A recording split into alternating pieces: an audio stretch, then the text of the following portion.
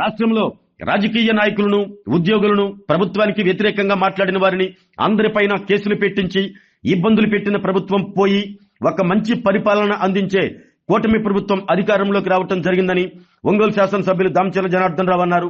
నగరంలోని పాత జిల్లా పరిషత్ సమావేశ మందిరంలో జిల్లా పరిషత్, జిల్లా పంచాయతీ, గ్రామ వార్డు, స్వర్ణ పంచాయతీల ఉద్యోగులతో ఏపీ ప్రభుత్వ ఉద్యోగుల అసోసియేషన్ ఆధ్వర్యంలో జరిగిన సభలో ఆయన ముఖ్య అతిథిగా పాల్గొని మాట్లాడారు. ప్రభుత్వం అధికారంలోకి వచ్చినప్పటి నుండి ఉద్యోగుల సమస్యల పట్ల సానుకూలంగా స్పందిస్తుందని అన్నారు. రిటైర్డ్ ఉద్యోగస్తులకు పెన్షన్ 1వ తారీఖు పడే విధంగా ప్రభుత్వం చర్యలు తీసుకుంటుందంటూ తెలిపారు. రాష్ట్ర ప్రభుత్వ ఉద్యోగులు, రాజకీయ నాయకులు కలిసి ఉంటేనే ప్రజలకు మంచి సేవ చేసే అవకాశం దొరుకుతుందని, అందువల్ల అందరూ కలిసికట్టుగా పనిచేసి అభివృద్ధి బాటలో పయనిద్దామన్నారు. ఉద్యోగుల సమస్యలపై ఎప్పుడైనా కలిసి తనతో చర్చించవచ్చు అంటూ ఎప్పుడూ అందుబాటులో ఉంటానని ఎమ్మెల్యే దామచర్ల హామీ ఇచ్చారు.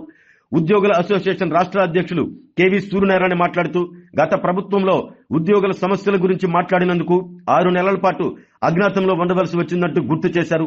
ఈ కార్యక్రమంలో నామినేని శ్రీనివాసరావు, కిరణ్ కుమార్ రెడ్డి, రాజ్ కుమార్, శ్రీనివాసరావు, నరసింహరావు పాల్గొన్నారు. జిల్లా పరిషత్, పంచాయతీరాజ్, సచివాలయాల ఉద్యోగులందరూ కలిసి నేడు ఆంధ్రప్రదేశ్ గవర్నమెంట్ ఉద్యోగుల సంఘంలో రాష్ట్ర అధ్యక్షులు సూర్యనారాయణ సమక్షంలో జాయిన్ అయ్యారు.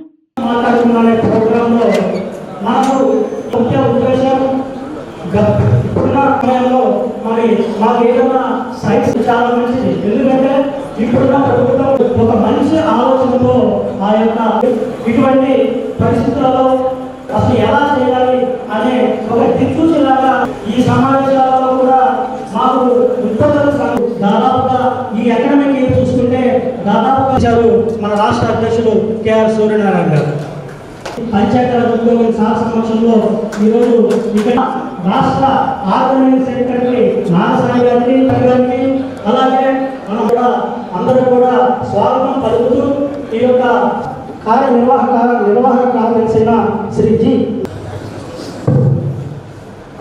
సూర్యనారాయణ గారిని పిలిచి పంచాయతీ నాయకుడికి సమస్యల పట్ల మార్చి 7 జరిగినటువంటి ఉమెన్స్ డే కార్యక్రమం చాలా విజయవంతంగా జరిగింది సార్. మా ఒంగోలు జిల్లా నుంచి మేమందరం చాలా సాటిస్ఫై అయ్యాం. నాట్ ఓన్లీ సాటిస్ఫాక్షన్ సార్, మన ఒంగోలు ఎమ్మెల్యే గారు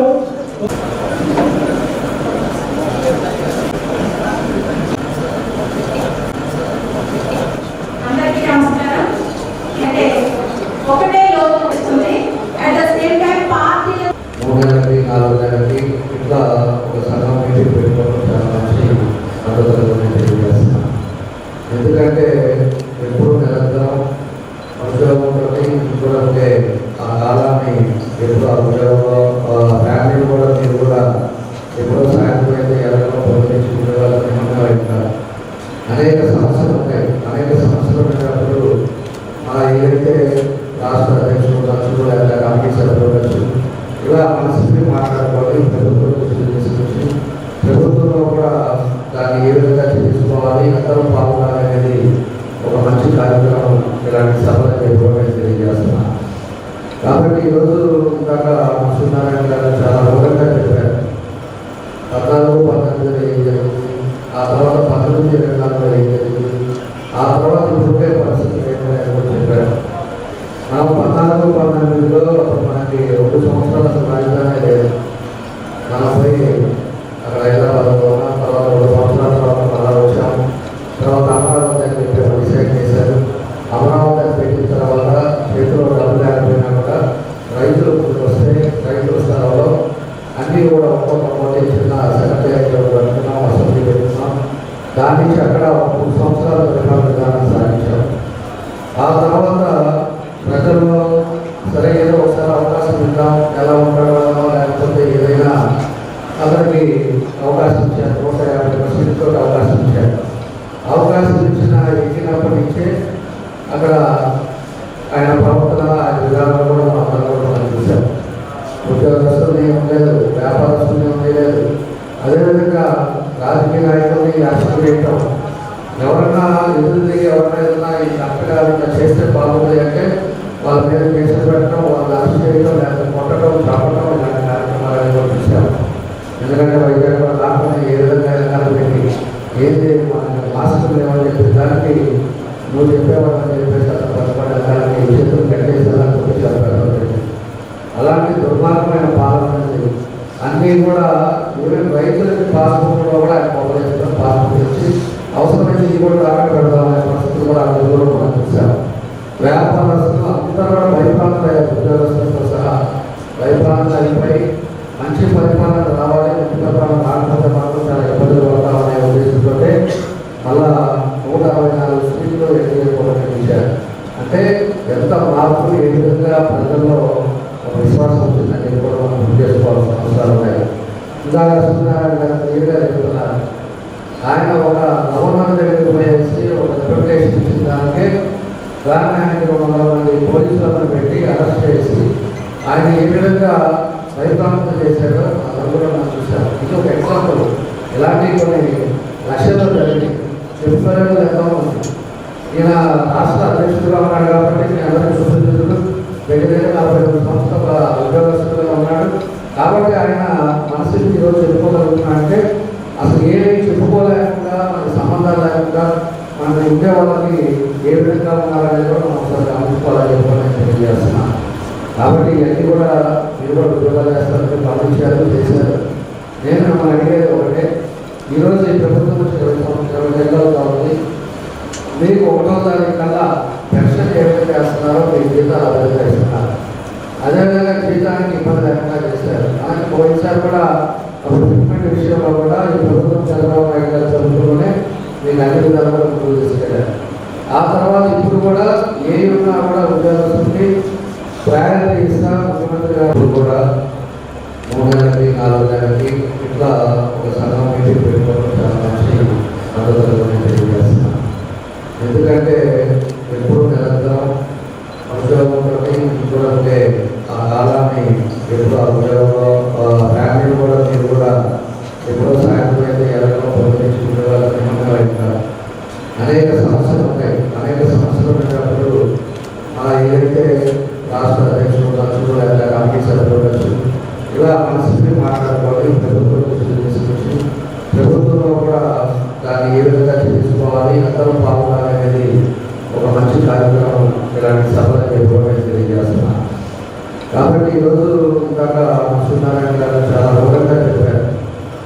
14-19 ఏం జరిగింది, ఆ తర్వాత 19-24 ఏం జరిగింది, ఆ తర్వాత ఇప్పుడే పరిస్థితి ఏంటని చెప్పారు. మనం 14-19లో మనకి 2 సంవత్సరాల అసలు రాజధాని లేదు. మనం పోయి అక్కడ హైదరాబాద్లో ఉన్నాం. తర్వాత 2 సంవత్సరాల తర్వాత మళ్ళా వచ్చాము. తర్వాత అమరావతి అని చెప్పి డిసైడ్ చేశారు.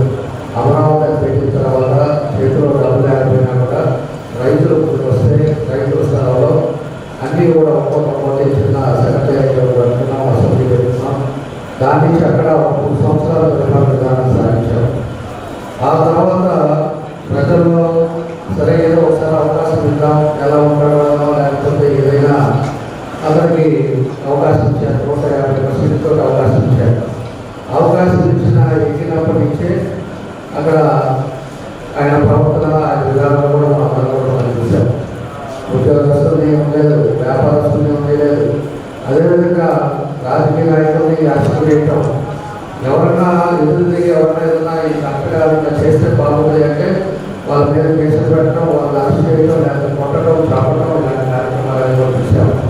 ఎందుకంటే వైద్యంలో రాకుండా ఏ విధంగా విధానం పెట్టి ఏది మాస్కులు లేవని చెప్పి దానికి నువ్వు చెప్పేవాళ్ళని చెప్పేసి అతను పట్టుబడ్డానికి చేతులు కట్టేసేలా చెప్పారు. అలాంటి దుర్మార్గమైన పాలన అనేది అన్నీ కూడా ఈవెన్ రైతులకి పాస్బుక్లో కూడా ఆయన మొదలెట్టడం పాస్బుక్ ఇచ్చి అవసరమైతే ఇది కూడా తాకట్టు పెడదామనే పరిస్థితులు కూడా అందులో మనం చూసాం. వ్యాపారస్తులు అందరూ కూడా భయప్రాంతాలు ఉద్యోగస్తులతో సహా భయప్రాంతాలు అయిపోయి మంచి పరిపాలన రావాలి, మంచి పరిపాలన రాకపోతే మాత్రం చాలా ఇబ్బందులు పడతామనే ఉద్దేశంతో మళ్ళా 164 సీట్లు ఎన్నికలు. అంటే ఎంత మార్పు ఏ విధంగా ప్రజల్లో ఒక విశ్వాసం వచ్చిందని కూడా మనం గుర్తు చేసుకోవాల్సిన అవసరాలు ఉన్నాయి. ఇందాక సూర్యనారాయణ గారు క్లియర్గా చెప్తున్నారు.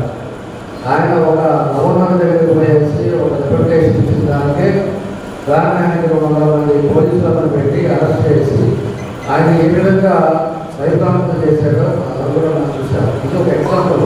ఇలాంటి కొన్ని లక్ష్యాలు జరిగి చెప్పుకోలేదు ఎంతో ఉంది. ఈయన రాష్ట్ర అధ్యక్షుడుగా ఉన్నాడు కాబట్టి మీ అందరికీ సుపరిచితుడు. దగ్గర 42 సంవత్సరాల ఉద్యోగస్తులుగా ఉన్నాడు కాబట్టి ఆయన మనసుకి ఈరోజు చెప్పుకోగలుగుతున్నాడంటే అసలు ఏమీ చెప్పుకోలేకుండా మన సంబంధాలు లేకుండా మన ఉండే వాళ్ళకి ఏ విధంగా ఉన్నారనేది కూడా మనం ఒకసారి గమనించుకోవాలని చెప్పి తెలియజేస్తున్నాను. కాబట్టి ఇవన్నీ కూడా మీరు కూడా ఉద్యోగాలు చేస్తారు, గమనించారు, చేశారు. నేను మిమ్మల్ని అడిగేది ఒకటే, ఈరోజు ఈ ప్రభుత్వం 20 ఏళ్ళు అవుతుంది. మీకు 1వ తారీఖు కల్లా పెన్షన్ ఏ విధంగా చేస్తున్నారో మీకు జీతాలు అభివృద్ధి చేస్తున్నారు. అదేవిధంగా జీతానికి ఇబ్బంది లేకుండా చేశారు. అలాగే పోయినసారి కూడా అప్పుడు ట్రీట్మెంట్ విషయంలో కూడా ఈ ప్రభుత్వం చంద్రబాబు నాయుడు గారి ప్రభుత్వంలోనే మీకు అన్ని విధాలు కూడా ముందుకు తీసుకెళ్ళారు. ఆ తర్వాత ఇప్పుడు కూడా ఏ ఉన్నా కూడా ఉద్యోగస్తులకి ప్రయారిటీ ఇస్తా ముఖ్యమంత్రి గారు ప్రత్యేకంగా ఉద్యోగస్తులు కూడా మనం పాల్గొంచుకోవాలనేది ఆయన ఉద్దేశం. ఎందుకంటే రాజకీయ నాయకులు ఒకటే చేస్తే మాకు కొంత ఇంటెన్షన్ ఉంటాయి, ఈ పని చేస్తే బాగుంటుంది, ఇక్కడ ప్రజలకు ఇబ్బంది లేకుండా ఉంది. అదేవిధంగా ఎవరైనా కూడా ఇది చేస్తే బాగుంటుంది ఆలోచన మాకున్నా కూడా అది ఇంప్లిమెంట్ చేయాల్సిన ఉద్యోగస్తులు రాజకీయ నాయకులు కలిస్తేనే ఏదైనా కూడా ప్రజలకు ఇబ్బంది లేకుండా పోతుంది. ప్రజలకి దాదాపు 42వ సంవత్సరం ఉద్యోగం సర్వీస్ నాది. 36 సంవత్సరాలుగా నాయకుడిగా ఉన్నాను. 2010 నుంచి మా ట్యాక్సేషన్ ఆఫీసర్స్ అండ్ ఎంప్లాయీస్ ఆరోగ్య ఫెడరేషన్కి జాతీయ అధ్యక్షుడిగా ఉన్నాను. అరుణ్ జైట్లీ గారు ప్రజలు తీసుకోవడం కూడా నేరుగా వారితో డిస్కస్ చేసేటువంటి పరిస్థితి ఉంది. అంటే నా 42 ఏళ్ల ఉద్యోగ జీవితంలో 36 ఏళ్ల సంఘ నాయకత్వంలో వాస్తవంగా నేను చిన్నప్పుడు ఆర్ఎస్ఎస్ కాలేజీలో చదువుకున్నాను. విశాఖ తండ్రి గారు నా అమ్మారు గారు చదువుకోవాలి. ఆ ఇంటర్మీడియట్ ఆధారంగా ఉద్యోగంలోకి వచ్చాను. నేను జాతీయ స్థాయి అధ్యక్షుడిగా జిఎస్టీ తీసుకురావడానికి రాజ్యాంగాన్ని సవరించాలని ప్రస్తుత ప్రధానమంత్రి నరేంద్ర మోడీ గారు ప్రతిపాదించిన దాన్ని వ్యతిరేకిస్తూ దేశవ్యాప్త ఉద్యమానికి నాయకత్వం వహించారు.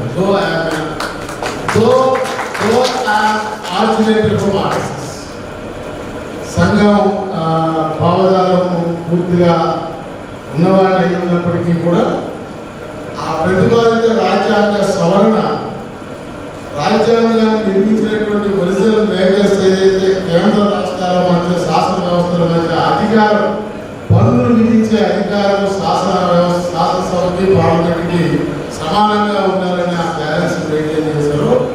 ఈ రాజ్యాంగ సవరణ ద్వారా అది పూర్తిగా కేంద్రం వైపు ప్రింట్ అయిపోతూ ఉంది. రాష్ట్రాల యొక్క ఆర్థిక సార్వభౌమ రాజకీయ సార్వభౌమత్వానికి భంగం కలుగుతుంది అనేటువంటి ఉద్దేశంతో 28 రాష్ట్రాల ఆర్థిక మంత్రుల్ని 28 రాష్ట్రాల ఆర్థిక కార్యదర్శిని సెన్సిటైజ్ చేశారు. ఇంక్లూడింగ్ ఆ సందర్భంలో జమ్మూ కాశ్మీర్లో కూడా మీటింగ్స్ కండక్ట్ చేశారు. ఇదంతా ఎందుకు చెప్పారంటే కేంద్రం ఇందిరాగాంధీ గారి తర్వాత మొదలు అనుకున్నారు, కానీ అసలు ఈ దేశంలో స్వతంత్రం వచ్చిన తర్వాత వాళ్ళు ప్రధానమంత్రి అంత పవర్ఫుల్ ప్రధానమంత్రి చూడలేదనేటువంటి పరిస్థితి. అలాంటి దాన్ని వ్యతిరేకిస్తూ ఉద్యమం చేస్తే కూడా నేను పెద్దగా నిర్బంధం ఎదుర్కోలేదు. కానీ ఉద్యోగులకి హక్కుగా సంక్రమించిన ఆర్థిక ప్రయోజనాల చెల్లింపుల విషయంలో ఉన్న నిర్దేశిత కాల పరిమితులన్నీ ఉల్లంఘిస్తూ ఆఖరి నెలవారీ జీతము పెన్షన్ కూడా ప్రభువారి దయా రాజుగారి భిక్షానందంగా మారిపోతే దీనికి ఒక్క ప్రభుత్వ ఉద్యోగుల జీత పెన్షన్ల ఆర్థిక ప్రయోజనాల చెల్లింపులకే చట్టరూపం లేదనేటువంటి విషయాన్ని అర్థం చేసుకుని కేవలం మార్గదర్శకాల రూపంలో ఉన్నందువల్లే ప్రభుత్వం ఈ రకంగా వ్యవహరిస్తోందనేటువంటి ఉద్దేశంతో ఒక చట్టం చేయమని ఆదేశించండి ఈ ప్రభుత్వాన్ని గవర్నమెంట్ చేశారు.